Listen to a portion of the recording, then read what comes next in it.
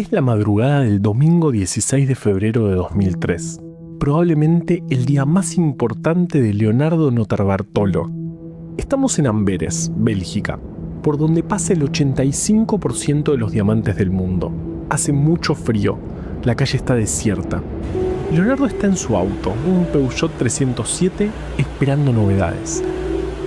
Dentro del edificio de la calle Jusprat 911 están sus tres cómplices. La última información que tiene es que ya pudieron abrir las bóvedas y estaban abriendo las cajas de seguridad. A las 6:47 llega el mensaje esperado. Estamos saliendo. Leonardo maneja el Peugeot las 3 cuadras que lo separaban del edificio. Se suben todos al auto y se van. Acababan de cometer el robo de diamantes más grande de la historia. El 24 de agosto de 2006, tras varios días de negociaciones intensas en la reunión de la Unión Astronómica Internacional, Julio y Gonzalo, 2 astrónomos uruguayos, lograron lo impensado: que el Comité de Definición de Planetas cambie su definición de qué es un planeta. A partir de ese día, para ser parte del Sistema Solar, un objeto debería cumplir 3 requisitos: orbitar alrededor del Sol, tener la suficiente masa para ser redondo y haber despejado su órbita de otros objetos. El problema es que Plutón no cumplía con la última condición y en un solo movimiento dejó de ser para siempre un planeta. ¿Un golpe a la historia? ¿Una corrección necesaria? ¿Quién sabe? Yo soy Juan Manuel Carballeda y esto es Plutón, un podcast de historias.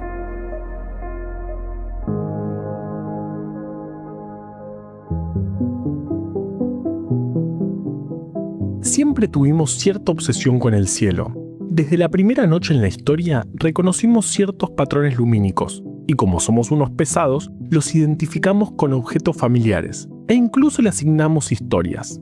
Bueno, también eran épocas donde no había mucho para hacer, sobre todo de noche. Pero además de estrellas, se veían cosas que vagaban por el cielo. Los griegos, a esas cosas que se movían, las llamaron planetas, es decir, errantes. A simple vista reconocieron 5: Mercurio, Marte, Venus, Júpiter y Saturno. Esto fue así hasta el siglo XVIII. Sin embargo, se pensaba que debía haber otros planetas en nuestro sistema solar. De hecho, el vacío entre las órbitas de Marte y Júpiter era un tema de debate bastante habitual entre los astrónomos. Y Kepler fue el primero en sugerir que allí existía un planeta. Esta idea tomó particular impulso cuando en 1766 el astrónomo alemán Johann Titius publicó una regla que relaciona las distancias medias de los planetas al Sol. Si la progresión quedaba demostrada, entonces era posible que también se encontrara el planeta perdido entre Marte y Júpiter. A esa tarea, es decir, la de buscar ese planeta, se dedicaron los astrónomos. Y el 1 de enero de 1801, el italiano Giuseppe Piazzi descubrió Ceres, el planeta perdido. Solo que Ceres no se amoldaba a lo esperado. Era demasiado chico, y además, pronto empezaron a aparecer nuevos planetas en una órbita similar. El primero fue Pallas, encontrado en 1802 por Wilhelm Olbers, quien, aferrado a la idea del planeta perdido, postuló que Ceres y Pallas eran residuos de un gran planeta fragmentado por sus propias fuerzas internas, como Krypton, el de Superman, o como consecuencia de una colisión con algún cometa. William Herschel, otro astrónomo, pensó en cambio que esos objetos no eran lo suficientemente grandes como para ser considerados planetas, y que, como de lejos parecían estrellas, debían llamarse asteroides, es decir, con forma de estrella. Pero su definición no fue aceptada sino hasta principios del siglo XX. Si alguna vez tuvieron que ponerle nombre a algo, sabrán que es verdaderamente difícil. A eso, Herschel le sumó una dificultad extra: inventar una definición. El tema de las definiciones siempre me pareció complicado. Por eso, me imagino, debe ser difícil trabajar haciendo diccionarios. Hay uno que me causa mucha gracia porque utiliza la misma definición para las palabras hijo y maracuyá, fruto de la pasión. A quien sin duda le gustaban las palabras es a María Moliner, quien dedicó 14 años de su vida a escribir un diccionario de 80.000 palabras. Lo hizo sola, a mano, en su casa, al volver del trabajo, en los tiempos libres que le quedaban. Dios. Cuando publicó su primer tomo, en 1966, ya era mejor que el de la Real Academia Española. Un ejemplo. El diccionario de la RAE decía que el amor era afecto por el cual busca el ánimo el bien verdadero. Moliner propone al amor como el sentimiento experimentado por una persona hacia otra, que se manifiesta en desear su compañía, alegrarse con lo que es bueno para ella y sufrir con lo que es malo. Esa definición no solo me parece más linda, sino que es más precisa. Otra persona ligada a la definición del amor es Francis Gerety. Francis comenzó a trabajar en la agencia publicitaria Ayers & Son en 1943, como reemplazo de otra mujer que escribía publicidades para mujeres. Por entonces tenía 27 años y no sabía que tan solo unos años después cambiaría la historia de los diamantes. No me quiero hacer el María Moliner porque además ella no se dedicaba a la etimología, pero este es un podcast de historias y puedo contarles la historia de esa palabra. Momento hora clave. Los griegos tenían la palabra adamas, y como el griego es un idioma que declina, es decir, que cambia la terminación de las palabras según su función, cuando citás una palabra tenés que dar dos formas: el nominativo, que es la forma básica, y el genitivo, que te dice de qué declinación viene. Por eso aparece adamas, adamantos. No me pregunten por qué, yo no inventé las reglas. Esta palabra significaba invencible y se utilizaba para hablar del acero. Los romanos la tomaron y la usaron como adamas adamantis. Pero como el imperio romano fue muy extenso en territorio y duración, no todos pronunciaban igual las cosas. Así que en un momento la palabra derivó hacia diamas, diamantis. Y claro, de ahí llegó a nuestro idioma como diamante. Los diamantes son extremadamente duros. En la antigüedad se los asociaba con la invulnerabilidad, el rayo, la magia, la protección y el envenenamiento. El origen de su minería y su uso en joyería se remonta más de 2000 años atrás y se originó en la India. Para el siglo XIII, los diamantes comenzaron a ser utilizados por la realeza en Europa. En el siglo XVI, Isabel I disfrutaba de usar anillos de diamantes para escribir mensajes de amor a sus pretendientes. Como eran extremadamente raros, Luis IX de Francia reservó los diamantes para su uso exclusivo. Pero todo cambió en 1870, con el descubrimiento de grandes depósitos de diamantes en Sudáfrica. Los diamantes en ese momento se volvieron potencialmente accesibles para su compra. Unas décadas después, vino la crisis del 30 y las ventas de diamantes cayeron en picada. Acá es donde entran a jugar la agencia de publicidad Ayers y, claro, Francis Gerety. De Beers, la compañía de diamantes más grande del mundo, le pidió a la agencia una campaña de condicionamiento psicológico. Buscaba convencer al público estadounidense de comprar diamantes. Crearon para eso un relato que vinculaba al diamante con el amor. A partir de entonces, sería el símbolo material de la devoción romántica. También impusieron la idea de que un anillo de diamantes es necesario para el compromiso. Incluso que su tamaño y calidad demuestran el grado de amor que comparte una pareja. El objetivo era crear una impresión sostenible a largo plazo en la mente del público de que los diamantes son importantes, incluso necesarios. Además, la agencia creó una historia sobre el origen de la entrega de anillos de diamantes como símbolos de compromiso y la ubicó varios siglos atrás. Crearon la idea de que todos los grandes romances habían comenzado con un diamante. Toda esta campaña, sin embargo, necesitaba un lema, y ahí es donde entra Francis. Una tarde le pidieron que ideara un eslogan. Como estaba muy ocupada, se olvidó. La noche previa a la presentación, anotó en un papel: un diamante es para siempre, y se fue a dormir.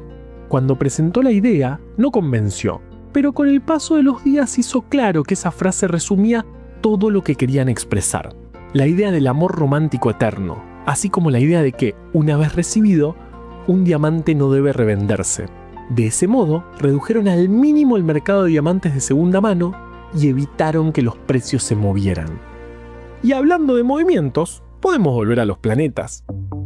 De hecho, a planetas donde literalmente llueven diamantes. En serio, de verdad. En Urano y Neptuno llueven diamantes porque sus atmósferas tienen mucho metano. La presión es tan alta que rompe las moléculas y libera carbono. Ese carbono se comprime muchísimo y se cristaliza en forma de diamante. Y como los diamantes son más densos que el material que los rodea, caen hacia el interior del planeta como si fueran granizo.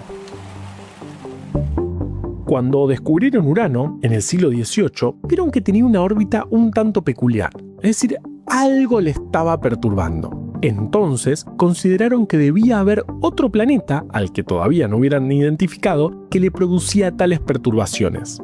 El 23 de septiembre de 1846 lo encontraron y lo bautizaron Neptuno. En la mitología, Júpiter, Neptuno y Plutón se habían dividido el universo. A Júpiter le tocó el cielo, a Neptuno el mar y a Plutón el inframundo.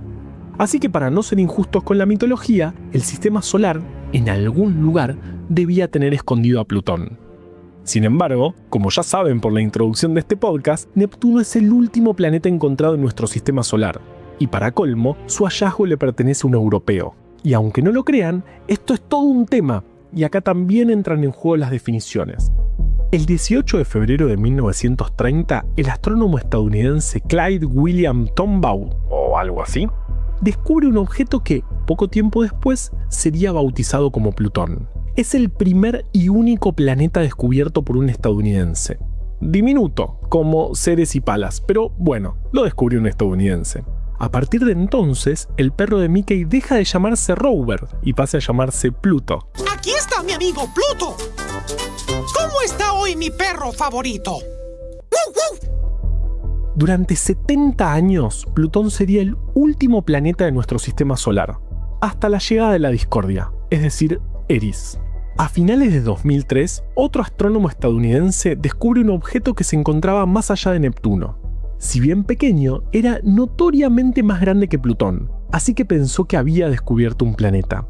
Si nos quedamos con la idea de que un planeta es algo errante en el cielo, lo era, pero las definiciones van cambiando con el tiempo, y como ahora teníamos más y mejores telescopios que en el siglo XX, la comunidad astronómica se vio en la obligación de dar una nueva definición. Así, la Unión Astronómica Internacional determinó lo que digo siempre al inicio de cada episodio. Y a pesar de su presión, que de verdad fue un montón, Estados Unidos se quedó sin su logro espacial de haber encontrado el último planeta del sistema solar. Claro que ahora tenemos el concepto de planetoide, que es parecido a un planeta, o también planeta enano, que se le aplica a Ceres, Plutón y claro, a Eris.